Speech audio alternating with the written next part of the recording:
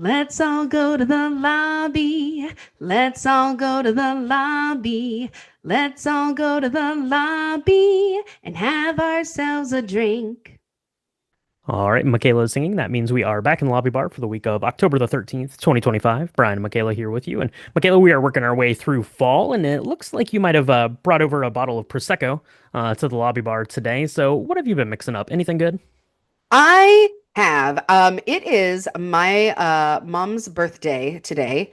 Mom is 82 or 28, probably more like 28. She's 28 again. And she was the one who turned me on to really fun Prosecco cocktails when I was much younger than I am now. So in honor of her, I thought we could make something that was really kind of fun and very fall forward. I feel like figs are kind of an earthy, wonderful fruit that, unlike like an apple or an orange, those are kind of used a lot. I thought fig would be really nice for fall. So this is a thyme fig prosecco smash. It is actually really easy to make, and you make it in a batch because you should never have just one. You should always have two. And if you're drinking with a friend, they're going to want one of these because it's beautiful and it tastes amazing.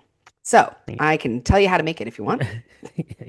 Yeah, absolutely. If you're going to go through the trouble of opening a bottle of Prosecco, you might as well go ahead and just prepare to get through the whole thing. So hopefully you have a couple people over. You could probably make this base up early if you wanted to. Yes. If you're doing a party or something like that, go ahead and get the base made, and then you can just do the Prosecco kind of as needed as the night progresses. But yeah, absolutely. Let's hear about this thing. Thyme Fig Prosecco Smash is what you're Yeah. calling it, and that sounds pretty good.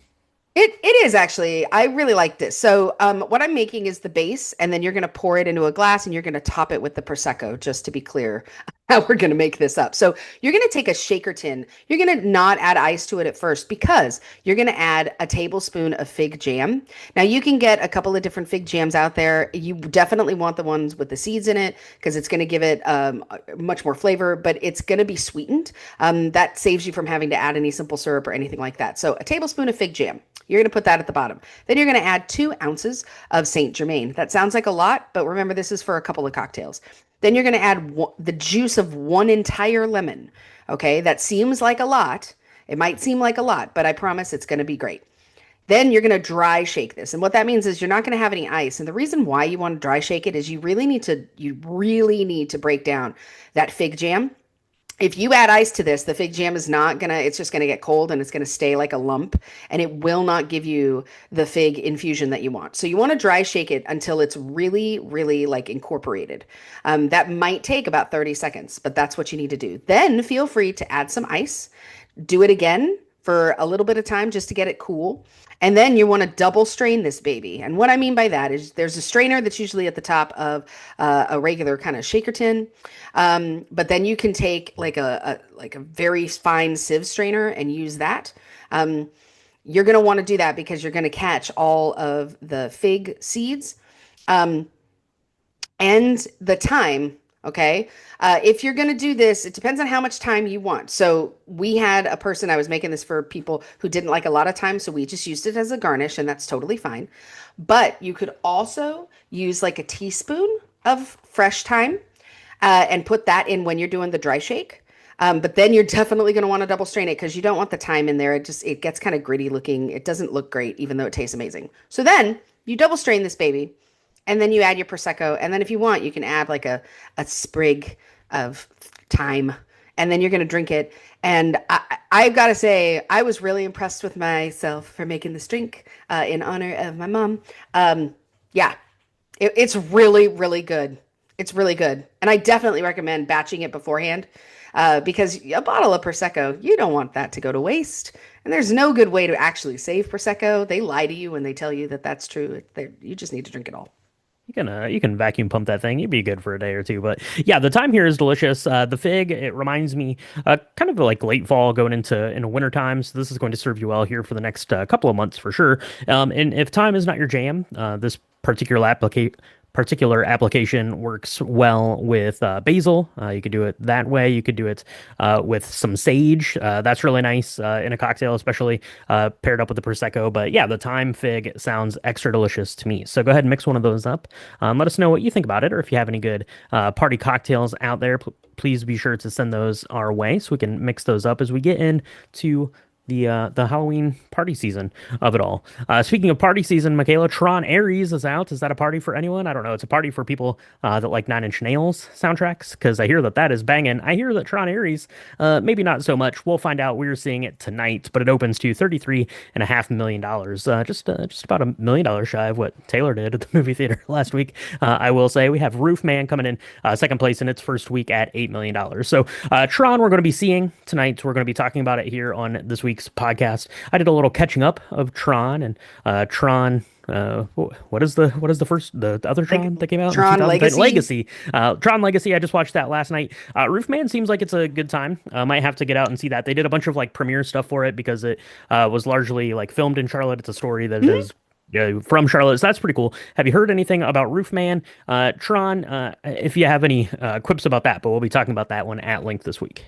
Yeah, I don't have a lot to say about Tron, but I did see Roofman. I actually went and saw it, and it is a fun time. It's interesting because it's based on a true story. It's got a lot of places that we've been. So I've driven by the Toys R Us a lot that it's from. Also, the McDonald's in Waxhaw, totally been there, totally ordered food from there. It's crazy, and they liked it, I guess, because it still looks like 1998 McDonald's. That's pretty cool, I guess. That's an interesting flex, right? Like I've got stuff from 25 years ago in my city. But yeah, no, it's all right. It's well done. Kirsten Dunst is in it, and I just really I don't know. I like her. I grew up with her. Like I remember when she kissed Brad Pitt in Interview with a Vampire, everyone was so jealous, and I immediately hated her because I was also one of the people that was jealous. But she's really grown on me. She's done a lot of really good work in the body of her career, so that was really nice to see. Um, yeah, it was good. And All right. um, oh my gosh, the guy he was in Game of Thrones. He was Tyrion in Game of Thrones. What is his name? He's in Oh, it, and Peter he's Dinklage. amazing. Peter Dinklage. He's amazing. He is such a good jerk. Like I love him. You love to hate him in this film. Oh my gosh, he's great. Some really great comedic moments from him for sure. Yeah, there you go. Absolutely. So you can go check out Roofman, go check out Tron Ares if you want to, and check in with us later this week. We'll tell you what we thought about it. But if you're looking for something new to see, you could go out to the movie theater and catch the sequel to Black Phone. Black Phone Part 2 comes out releasing this week. That is a horror story. I don't know. The trailer's not selling it for me, to be completely honest, but I really liked the first Black Phone. I don't really remember hearing much about it. That was in the like right after COVID when that came out. That had the scariest looking movie poster. Do you remember seeing that at the theater, Michaela? That thing still gives me nightmares. But Yeah, Black Phone that's 1 why I didn't was watch it because I was was like, I pretty don't want good. to die.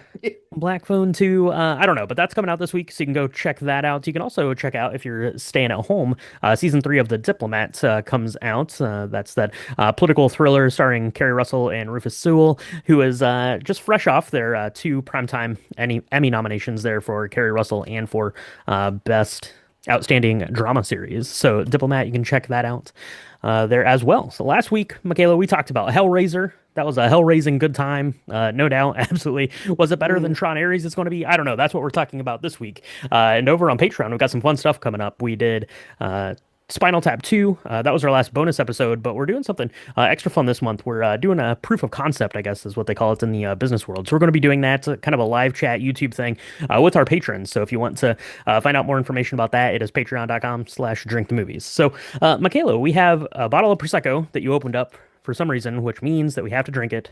So I'll grab some time Oh, and we'll talk to everyone next week in the lobby bar. poor you having to drink a whole bottle of Prosecco with me. Oh.